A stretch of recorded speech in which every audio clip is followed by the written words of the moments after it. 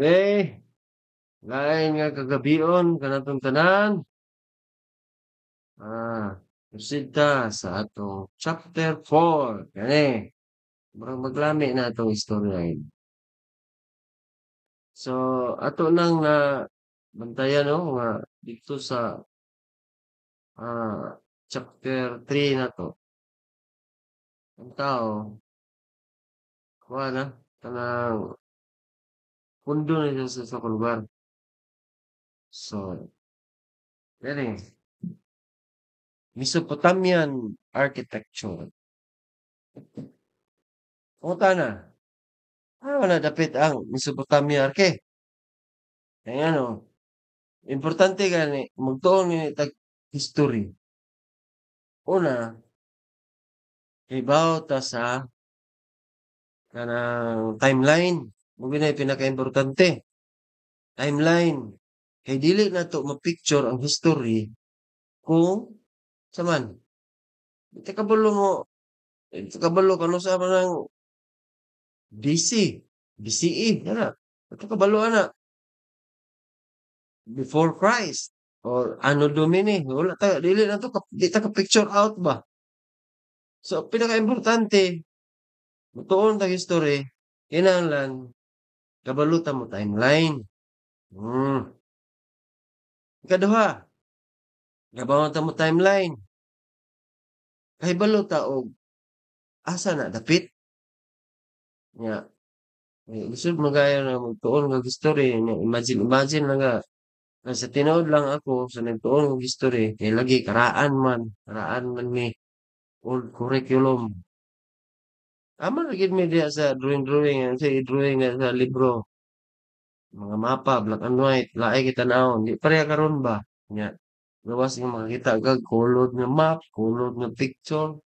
Kung gusto pagid ka mo kuan, matan-aw sa lugar, makita nimo ang lugar. Diya ra sa kuan. Di lang gid katapulan karon mo tuon. Tuon ka. Dali ra tayo nga tunan. So Mesopotamian architecture, cradle of civilization and sacred origins, the land between two rivers. 3,500 before Common Era to 539 before Common Era. So, mayong ganita ni history. Sugod naman kita no? Sugod naman tato. Ang kakahitabuan ani. Iliingon nga, Paleolithic, Mesolithic, Neolithic, mahuman to siya, dili. Ang nahitabo is transition. Kaitan, kana bang na mga lapses sa time. Transition of event. So, ingana siya. Continue siya ba? Continue. Dili ingon nga naputol. Kato sila, hinahinay to sila develop, pero sa lain area, ga-develop ito sila. Hinahinay ito sila develop. Muna transition of event. Ano ha? Okay. A river watering the garden flowed from Eden. From there, it was separated into four headwaters. Asa mabasa? Genesis 2:10. So, una, ila-ilahon na to unsa ning gilangkuban sa Mesopotamia. Ug asa na siya dapit. Kay aron ta mahibaw. So, una, mayong ganitag civilizations, kana bang grupo sa mga tao gasugod og develop. Kita, part man ta sa civilization. So, kani sila, Sumerians, asa man na dapit? Southern Iraq. Ang Mesopotamia, Iraq mo siya. So, kining Akkadians, mga grupo na sila, mga group ba? Sumeriahanon, Akkadihanon, grupo-grupo na sila. Aman dapit, Central Iraq. Sumerians, Southern Iraq. Akkadians, Central Iraq. Babylonians, unsa man na sila? Central, Southern Iraq. Nasa central labot sa southern. Ah, Babylonians, mumula sila Babylonians. Ang central, capital nila is Babylon.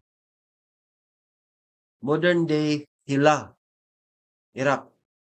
Assyrians, ano Northern Iraq na sila. Capital cities include Nineveh. Nineveh, nasa Bible, ang Nineveh. Chaldeans, saan sila? Na sila sa southern Iraq. Centered around Babylonian. Elamites, southwestern Iran. Capital was Susa. Elamites ang tawag sa ila. Hurrians, northern Iraq, northeast Syria. Mitanni. Amo nilapit. Northern Syria and southeastern Turkey. Muna ilang mga Kassites. Central Iraq.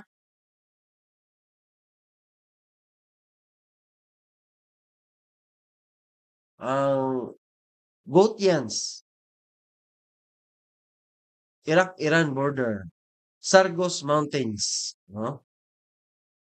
So, mauna sila ang mga Mesopotamian. So, ang but pa sa Budayan, ang Mesopotamia ay isa din na sa ka-imperyo. Isa din ka-empire ba? Imperyo. Empire. So, sa atong ikuha na nato sa atong modern day nga mga nasod. Mga modern day na to karon nga mga nation. Sana siya nga sakop niya. Iraq, main heart of Mesopotamia. Kani, sa may main heart of Mesopotamia. Sumerians, Babylonians, Assyrians, Akkadians, Chaldeans, ug Kassites.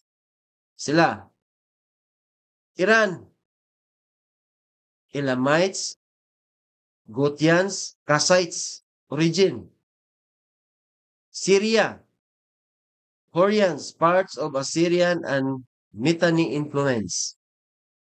Turkey, hindi ang Turkey, Assyrian and Mitanni extensions, particularly in the southeast. Kuwait, small southern edge of Sumerian influence. Muni nga mga nasod, pila mo? 1, 2, 3, 4, 5, 5. Muni sa karon sa atong moderno nga panahon, tawag na to. Muni sila nga mga nasod ang sakop sa naman Mesopotamia. Muna'y gitawag og Mesopotamia.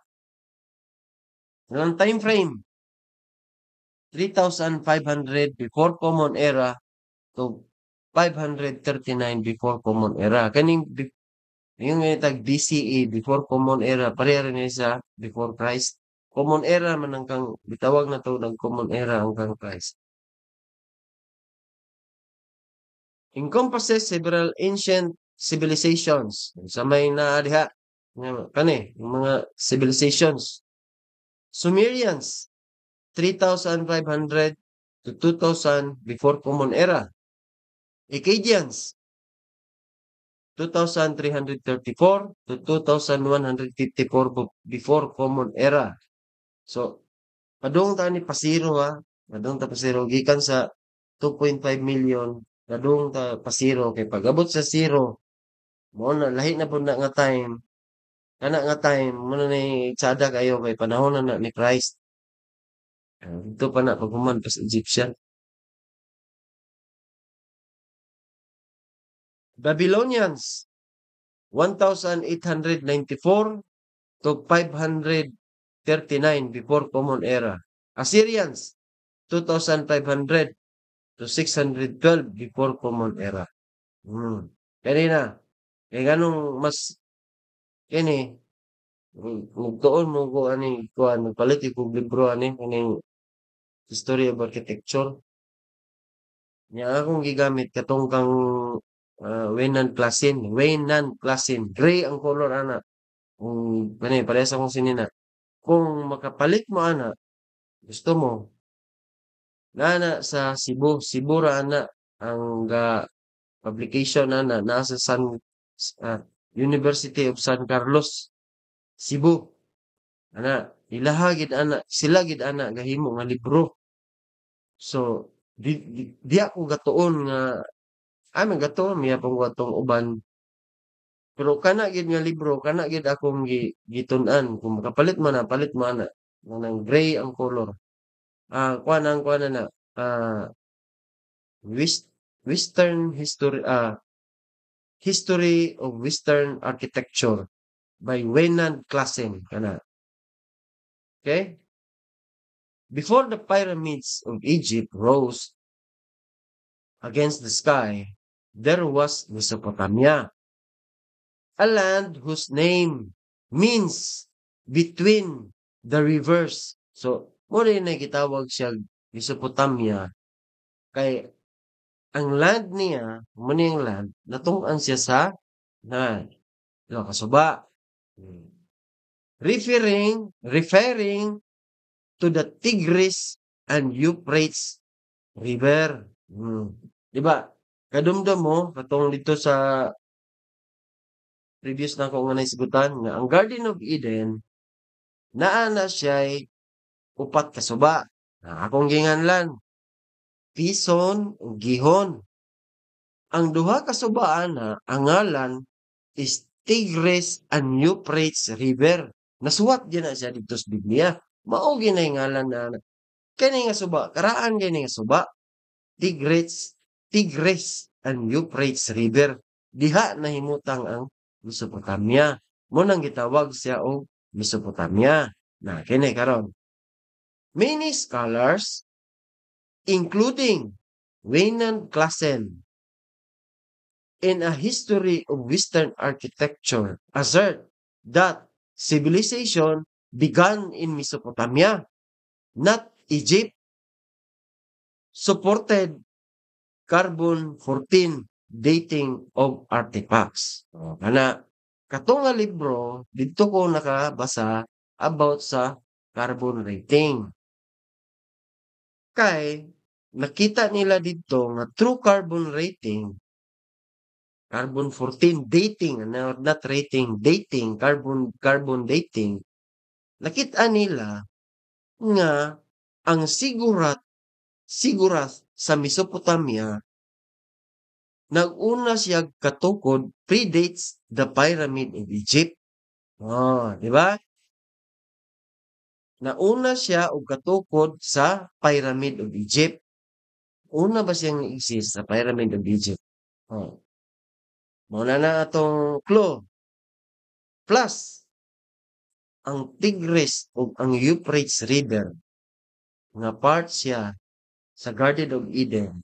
Nasuwat man na, inyo nang mabasa o unsa ang upat kasuba nga naa sa Garden of Eden. Number 1, Ison. Number 2, Gihon. Number 3, Tigris. Number 4, Euphrates. Di ba? Unya, natukod diha ang sigurat. Ang sigurat, ang design ana niya is inspired sa Tower of Babel. Muna na. Kani. Eden and Mesopotamia. Biblical alignment. Kaya na naman di ba nag-disperse to sila? Dispersion. Akong gingon ba nga term atong previous chapter 3, chapter 4 man. Dili man tanan sila didto nga pagka sa Tower of Babel, dili sila tanan na disperse. Ang uban ato naara nabilin sa Mesopotamia. Excuse. Kani. The Garden of Eden and Mesopotamia, biblical alignment niya, biblical alignment. The Garden of Eden is believed by some biblical scholars to be located somewhere within Mesopotamia to its description in Genesis. Sa man day description sa Genesis. Basahon na to. Genesis 2:10-14. Now a river went out of Eden to water the garden, and from there it parted and became four river heads. Upat na ba yung upat? The name of the first is Pison. The name of the second river is Gihon. The name of the third river is Tigris. And the fourth river is the Euphrates. Oh. This correlation between geography of Eden and Mesopotamia deepens the spiritual and historical significance of the region. Oh. See? Nasabtan na nato ba? Kay kung ako bitaw ani, kung ako nag-analyze ani, kaya ako magpagsabot aning kaning Garden of Eden, kani lagi pobre kay tagpanabot ba? Ako pasabot kay garden ba ya? So, ako pasabot. Garden ba? Para nang mag-garden bitaw ta ng grade 4 pa ta elementary, basok ta dito. Yan na ra akong pagpanabot. Kating pobre lagi kayo. So,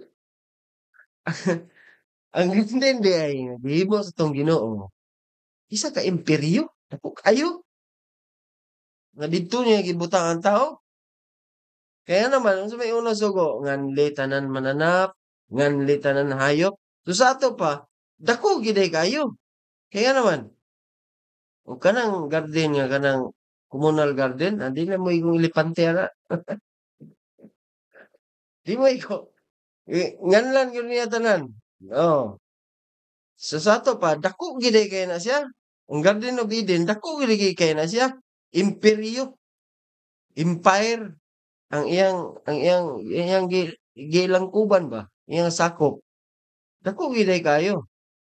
Oh? Kay kung napabitaw kay kitik nami tay landscape architecture, nabod tay urban planning. Kana mga subject. Kung kini napay geographical architecture, amo na siguro ni. Kay gi-design gid na niya nga lugar. Dili din na sa ingon nga basta lang niya na porma diha. Ba? Gi-design gid na niya. Hmm. So masabtan na nato kay bisan karon mo research mo diha sa social media. Makita man na ninyo naman nay mapa diha. Nay mapa nga nasay ang suba ang nakuan ra is kana rang duha kanang Tigris o Euphrates.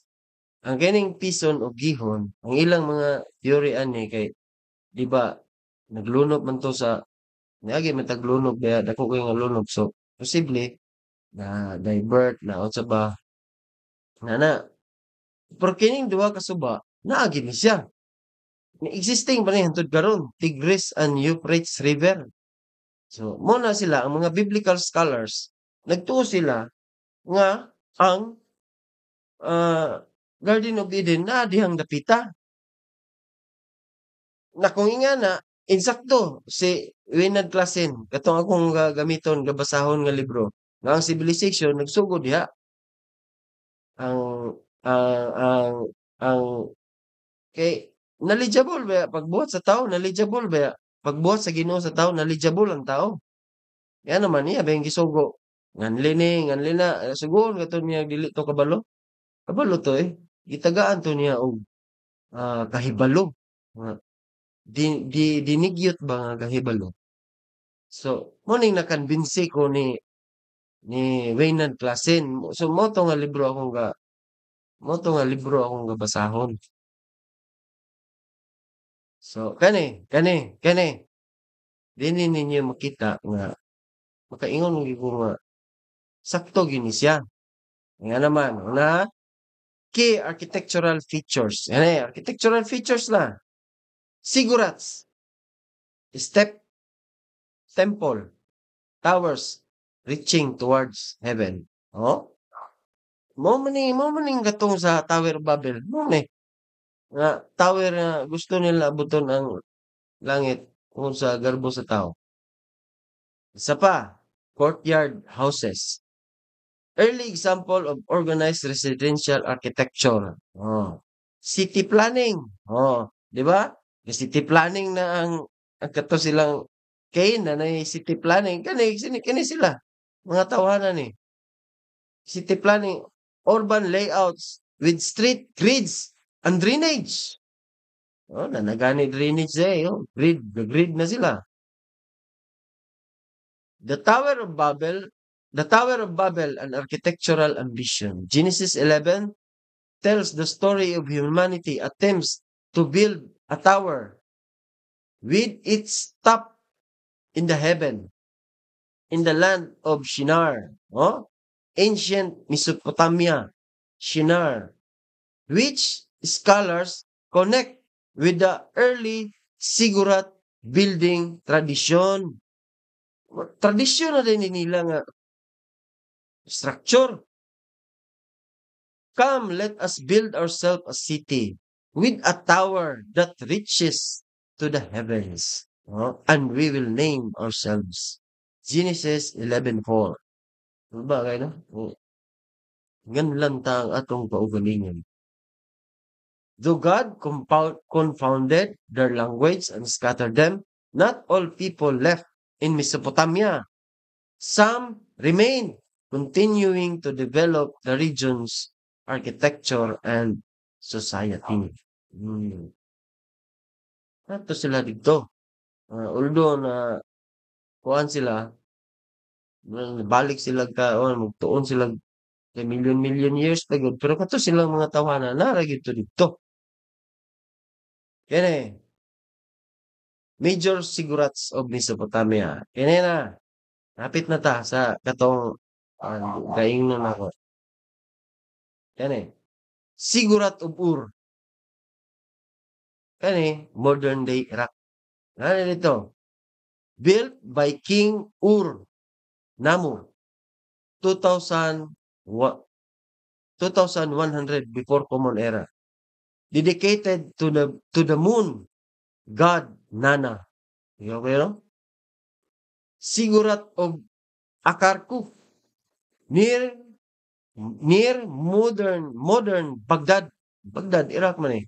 Dedicated to the god Enlil. Huh?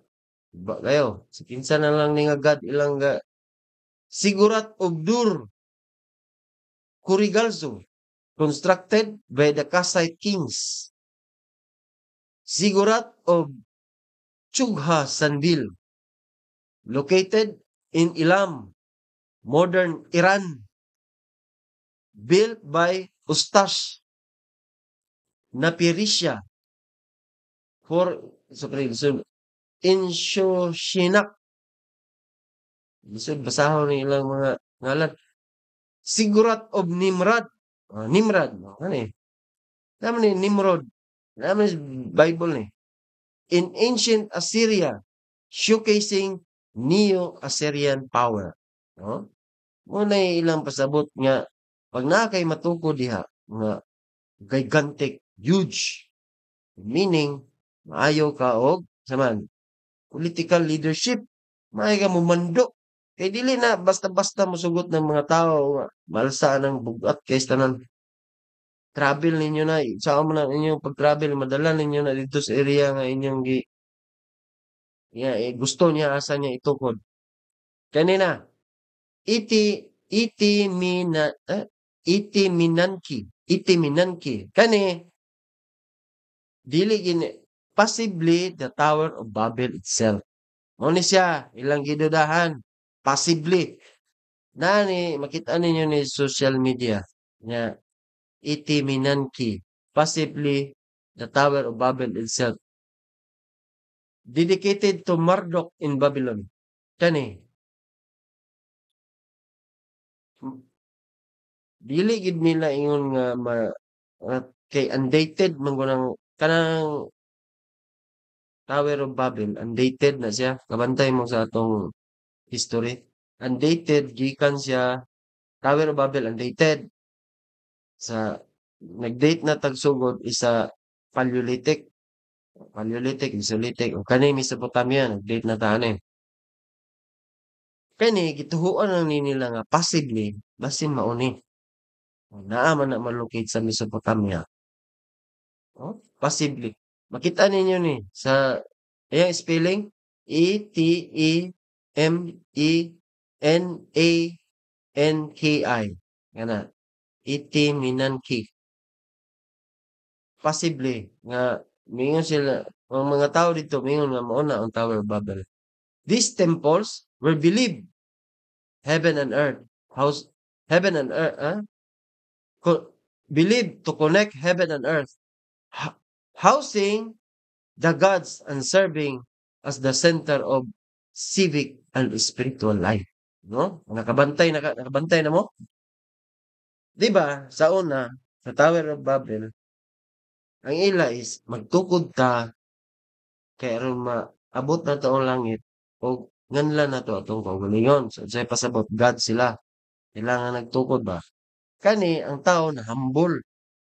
Nga naman, nagtukod sila para sa gods. Oh. Nagtukod sila para sa someone they believe nga higher than them.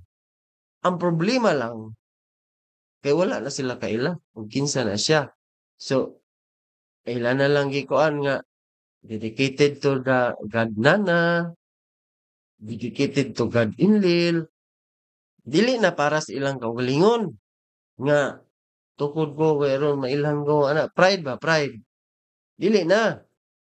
Ang ila nagtukod sila kay they believe something higher than them nga ilang respetoon. Pero kay ang problema lang kay wala na sila kaila kinsa gyud. Okay? Secular structures and advancements.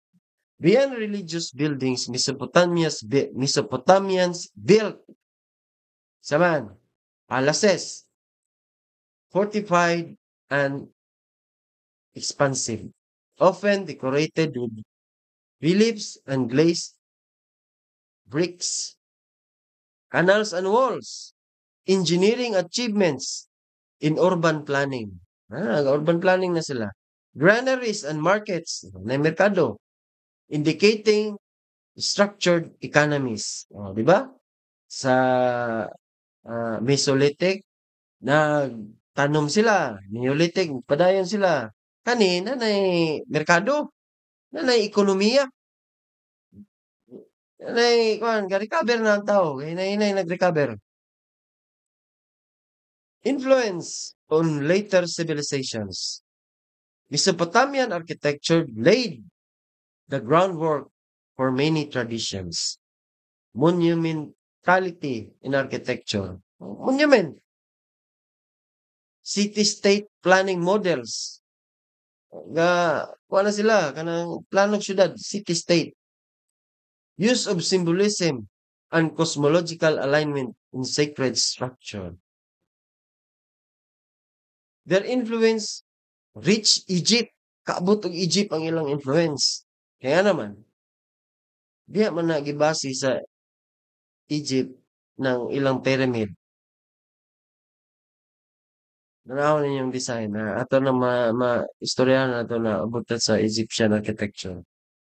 Their influence reached Egypt, the Indus valleys, and even Greece, abot sa Greece, bridging the sacred and the structural. Diba? Nga, gikan dito sa, diba, ang Stonehenge. Ang Stonehenge is composed of post and lintel, kanang dolmen, yung gitawag dolmen. Dolmen man